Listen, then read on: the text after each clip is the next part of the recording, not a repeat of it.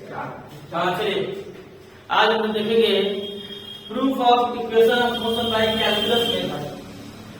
Kiln विधि से गति के समीकरण का सत्यापन। गति के तीन समीकरण होते हैं, v बराबर u प्लस ct, s बराबर ut plus half a t square, v square बराबर u स्क्वायर प्लस 2a+। इन तीनों का प्रूफ हम लोग पढ़ेंगे कैलकुलस मेथड से। आते हैं फर्स्ट देखते हैं।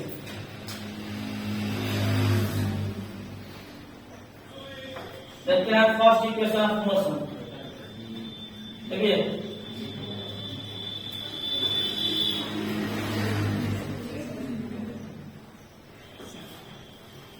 First equation of motion. देखिए पहला गति के समीकरण प्रूफ करने के लिए हम सबसे पहले त्वरण का सूत्र लिखते हैं। त्वरण का सूत्र होता है, एक्सेलरेशन का सूत्र होता है a equal to dv upon dt। Acceleration का फॉर्मूला होता है a equal to dv upon dt।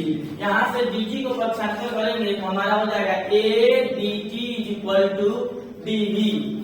और उसको उल्टा कर देते हैं dv equal to a dt। ठीक, हम दोनों तरफ इसका समाकलन कर देते हैं, integrating both side. Integrating both sides. देखिए इसको इंटीग्रेट करते हैं तो dv, इसको इंटीग्रेट करते हैं a dt।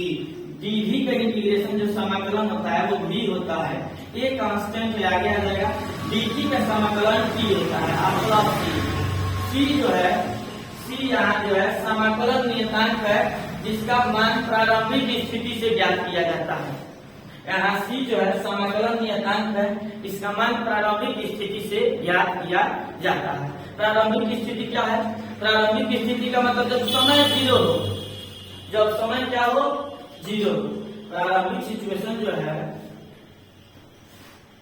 प्रारंभिक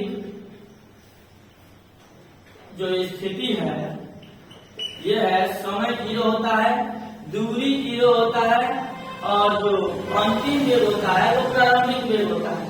प्रारंभिक स्थिति लगाते हैं तो समय 0 होता है, दूरी भी 0 होती है और जो v होता है वो u के अंतिम वेग प्रारंभिक वेग के बराबर होता है। ये मान हम लगाते हैं इक्वेशन 1 में। c का वैल्यू निकालने के लिए हमें क्या प्राप्त होता है? हम v की जगह पर लिख दिए u, यस तो है नहीं इसमें, हम यहाँ पर t की जगह पर 0 लिख देते हैं a और t की जगह पर 0 प्लस c। ये पूरा 0 हो गया। हमें प्राप्त हुआ u बराबर c। हमें प्राप्त हुआ u बराबर c। हम सबसे पहले त्वरण का सूत्र लेके आए, फिर इसका समाकलन किए हैं। समाकलन किए हैं तो हमें प्राप्त हुआ है ये एक समाकलन से एक इक्वेशन प्राप्त हुआ जहाँ c समाकलन नियतांक है, इसका मान प्रारंभिक स्थिति लगाकर निकालना है। c का वैल्यू u प्राप्त हुआ, हम इक्वेशन 1 में c का मान रख देते हैं। c का मान हम समीकरण 1 में रख देते हैं। समीकरण 1 में रखने पर रख देते हैं तो हमें क्या प्राप्त होगा? v equal to at plus u। v equal to at plus u, सीधा कर देते हैं इसको, v equal to u plus at। यह हमारा equation first equation of motion जो हुआ कैलकुलस मेथड से प्रूफ हो। अब हम देखते हैं सेकेंड इक्वेशन ऑफ मोशन। हम देखते हैं second equation of motion. Second equation of motion जो है, इक्वेशन ऑफ मोशन देखिए, फिर हम लिखेंगे वेग का फॉर्मूला होता है ds अपॉन dt। हम इसको यहाँ पक्षांतर कर देते हैं, हमें प्राप्त होता है v dt equal to ds। सीधा कर दीजिए, हमें प्राप्त हुआ ds equal to v dt। Equation 1 से v का मान होता है u प्लस at। यहाँ हम रख देते हैं तो जाता है ds equal to u plus at और dt। ठीक है, dt अब हम समाकलन करते हैं तो सबका अलग अलग समाकलन होगा। समाकलन करने पर समाकलन करते हैं तो हो जाएगा ds, इधर हो जाएगा u dt plus at dt। ये दोनों का अलग अलग हो जाएगा। तो ds का समाकलन यह होता है u कांस्टेंट बाहर आ जाएगा, dt का समाकलन v होता है, a बाहर आ जाएगा। हम आप लोग को समाकलन का फॉर्मूला बताए हैं कि x के पावर n हो और इसका समाकलन करना है, पावर एक बढ़ा दिया जाता है और उसी से भाग दिया जाता है। तो ये t है, ये तो बाहर आ गया, t का पावर 1 है, समाकलन करेंगे इस पर 1 बढ़ा देंगे तो 2 हो जाएगा और उसी से भाग देंगे। समाकलन हो गया, बाद में यहाँ लग गया c, यह एक समाकलन नियतांक है जिसका मान हम प्रारंभिक स्थिति से ज्ञात करेंगे। प्रारंभिक स्थिति से ज्ञात करेंगे, हम प्रारंभिक स्थिति लगाते हैं। प्रारंभिक स्थिति से क्या है, यस बराबर 0 लिखा, प्रारंभिक स्थिति यही है, t बराबर 0, s बराबर 0, v बराबर u, यहाँ यस की जगह पर हो जाएगा 0, u प्लस t की जगह पर 0 प्लस a t स्क्वायर बटा 2 और प्लस c, t की जगह पर 0 हो जाएगा, t की जगह पर हमारा 0 प्राप्त होगा। ये 0 हो गया, 0 से गुणा किया, 0 हो गया प्लस c बचा, यानी कि हमें प्राप्त हुआ c का वैल्यू 0, c का वैल्यू 0 प्राप्त हुआ। हम इस पर रख देंगे, इस इक्वेशन में c की जगह पर 0 रख देंगे, हमें क्या प्राप्त हो जाएगा, s equal to ut plus half kt square. ये हमें इस प्रकार ये गति का second equation of motion proof हुआ। वेग का फॉर्मूला लिखेंगे, उसका हम समाकलन किए, समाकलन करके v का वैल्यू हम पुट कर दिए, पुट करके तब समाकलन किए, c का समाकलन नियतांक प्राप्त हुआ। इस समाकलन नियतांक का मान निकालने का प्रारंभिक स्थिति लगाए, c निकला, लेकिन c का मान 0 आया, इस पर रख दिए, ये इक्वेशन आपको समझ में। अब हम प्रूफ करेंगे, थर्ड इक्वेशन ऑफ मोशन। अब प्रूफ करेंगे third equation of motion. Third equation of motion देखिए, इसको प्रूफ करने के लिए हमको एक्सेलरेशन का फॉर्मूला लिखना है, a equal to dv upon dt। Acceleration का फॉर्मूला लिखना है, इसको थोड़ा सा अरेंज करना पड़ेगा, इसको प्रूफ करने के लिए थोड़ा सा अरेंज करना पड़ेगा। dv अपॉन dt, अब ऊपर नीचे ds का गुणा कर देते हैं, ds का गुणा कर देते हैं, कोई वैल्यू में परिवर्तन नहीं होगा। इन दोनों को एक दूसरे से एक्सटेंड कर देते हैं, हो जाएगा a इक्वल टू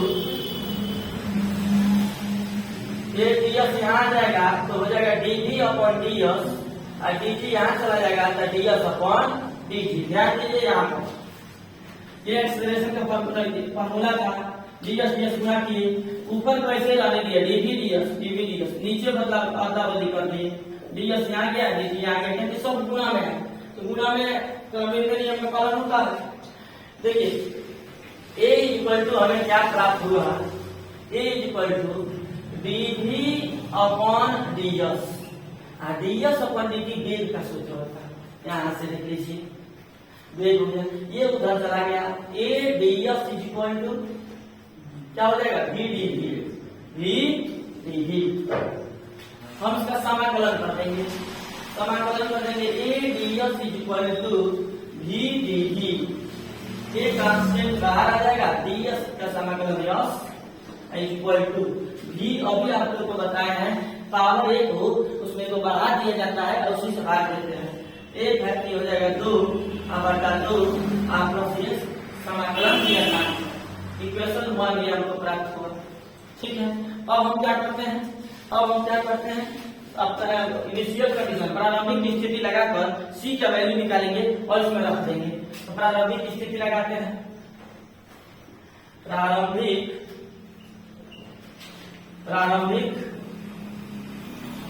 स्थिति